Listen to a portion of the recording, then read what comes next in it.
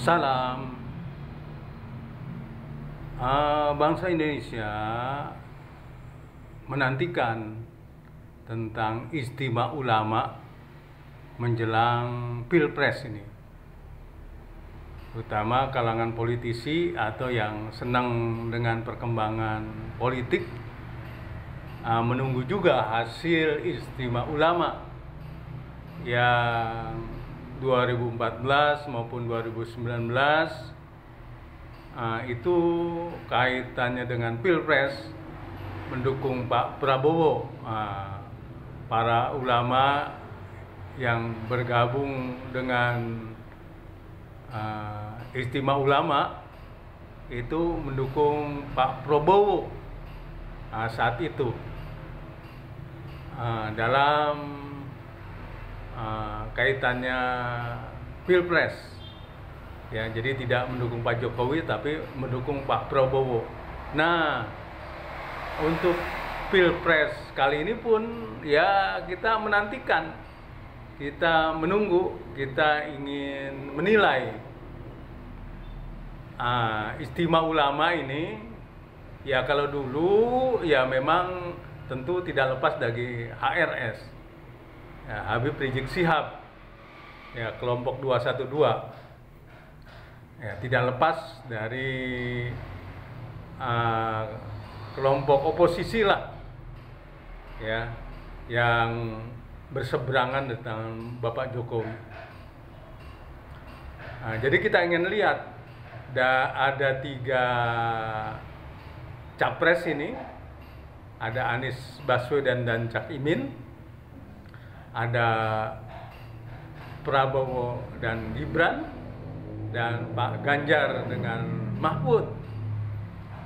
Nah, istimewa ulama ini kita ingin tahu menjatuhkan pilihan politiknya untuk Pilpres ini kemana.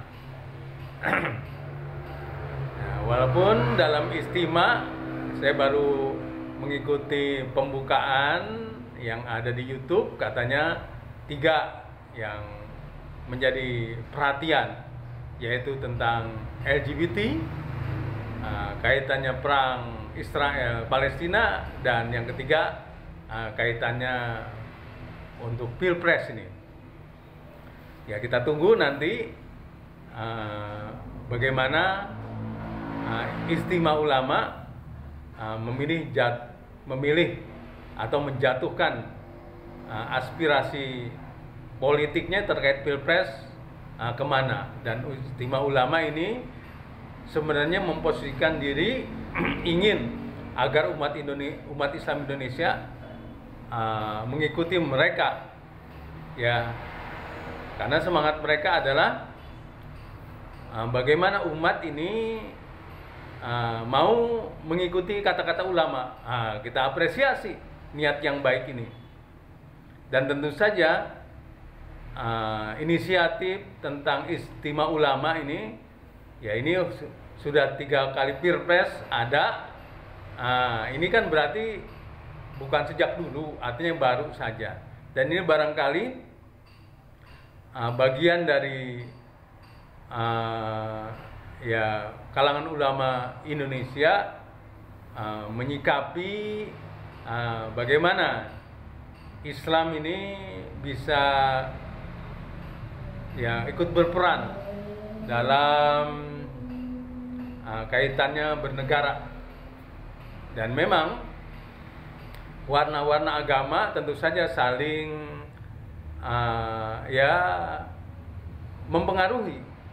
Ya, maksudnya kalau di dunia Islam terus terang saja apabila kita ikuti, sebenarnya banyak negeri-negeri Islam, ya terutama ulama-ulamanya iri. Tentu iri yang baik, ya. Iri kepada Republik Islam Iran yang pimpinan puncaknya adalah ulama. Ya, saat ini Imam Ali Khamenei, ya, artinya sebagai rahbar, pimpinan tertinggi negara. Dan posisi rahbar itu Imam Ali Khamenei di atas presiden. Nah, presiden karena sistem demokrasi republik, presiden ini dipilih oleh rakyat. Jadi Iran itu untuk presidennya, kepala negara dipilih oleh rakyat melalui pemilu. Ya, pemilu yang tanpa partai, di sana tidak ada partai. Jadi silahkan saja orang yang mau mencalonkan diri jadi presiden. Jadi kalau menjelang pilpres tuh ribuan yang daftar menjadi presiden, ya 1.000 lebih itu yang dapat jadi presiden. Tapi di sana ada screening, ada istilahnya yang akan menyaring. Ya, yang menyaring adalah pengawal revolusi Islam Iran itu di sana, yang menyaring sehingga di sana yang terpilih, artinya yang tersaring tinggal 2 atau 3 saja. Jadi nggak banyak-banyak, dari sekian banyak sampai 1.000 lebih yang daftar, cuma 2 atau 3 yang diperkenankan untuk bertanding.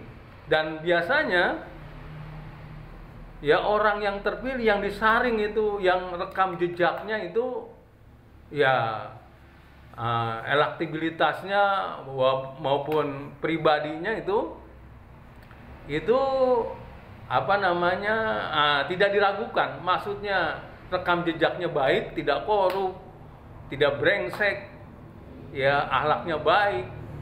Itu. Jadi ya artinya kaitannya pribadi yang matang, yang berpengalaman, juga rekam jejaknya juga dilihat dari berapa lama dia berjuang, terutama memimpin lembaga atau di pemerintahan, ya. Jadi begitu. Jadi biasanya itu orang-orang yang pernah memimpin provinsi, memimpin lembaga, dan mereka teruji. Ya, tidak ada itu apa namanya kasus korup, menyalahgunakan wewenang atau apa namanya etikanya jelek, tidak ada itu. Nah, itulah. Jadi itu di Iran kaitannya presiden. Nah, kaitannya ulama macam Imam Ali Khamenei itu bukan dipilih oleh rakyat, tapi dipilih oleh ulama juga. Jadi tiap-tiap kota itu diangkat seorang ulama, ya kembali ulama juga ya itu betul-betul ulama yang teruji. Ya di sana yang disebut ulama itu berapa banyak karangannya, karena ini menyangkut intelektual. Berapa banyak yang mendukung dia, berapa banyak ya artinya apa namanya dia membangun pesantren atau komunitas untuk membantu gitu. Dan yang terakhir ya itu tadi, ya kehidupannya sederhana apa tidak. Nah, dipilih tingkat kota, saya dengar sekitar 79 ulama itu. Itulah kalangan ahli yang akan memilih pemimpin besar macam rahbar, pemimpin puncak yang di atas presiden ini. Jadi ulama puncaknya dipilih oleh ulama, dan ini cuma di Iran. Ya belum ada di negara lain. Di negaranya mau coba-coba, banyak yang gagal. Ya urusannya akhirnya tadi itu ingin menjadi negara Islam yang justru malah kacau. Maka saya anjurkan udah dah, kalau menyangkut negara Islam udah Iran sajalah. Dia Republik Islam Iran, karena memang berdiri negara Islam di sana itu melalui ya artinya pemilihan juga, dipilih oleh rakyat. Ya, nah, jadi begitu. Kalau di Indonesia sudah yang ada. Nah, Republik Indonesia berdasarkan Pancasila, ya ini juga negara kesepakatan. Jadi di Indonesia janganlah Ijma Ulama coba-coba mau bikin model di Iran, nggak mampu lah. Ya sejarahnya beda. Yang ada ya seperti di negara Timur Tengah, mau bikin negara Islam malah yang terjadi adalah ribut. Ya ribut. Yang ada adalah malah pecah, karena di sana ada American Gang yang suka adu domba, dan juga tadi itu ya masyarakatnya tidak siap, ya juga ulamanya ya di sana di Iran ulama itu untuk jadi ulama 40 tahun itu belajarnya, doktor setingkat profesor. Ya di sini kebanyakan cuma mimpin tahlilan aja udah dipanggil ulama.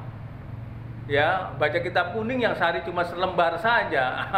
Jadi ya udah, jadi Indonesia udah negara Pancasila, ya, tapi menghormati agama. Agama bebas di sini. Salam.